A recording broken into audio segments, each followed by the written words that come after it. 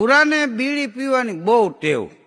તેના બાપાને એક દી વિચાર આવ્યો કે આ પુરાને યોગા કેન્દ્રમાં મૂકી દે ને તો એ નવરો ન થઈ શકે ઘડીકમાં, એટલે બીડીની લત છૂટી જાય.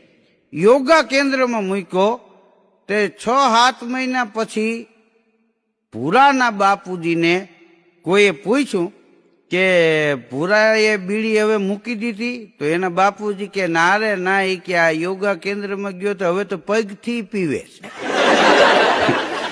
એક અંગૂઠામાં પરે આમ પગ આવવા દઈને અહીંથી પીતો હોય. બોલો, પુરાને બીડી પીવાની બહુ ટેવ. તેના બાપાને એક દી વિચાર આવ્યો કે આ પુરાને યોગા કેન્દ્રમાં મૂકી દે ને તો એ નવરો ન થઈ શકે ઘડીકમાં, એટલે બીડીની લત છૂટી જાય.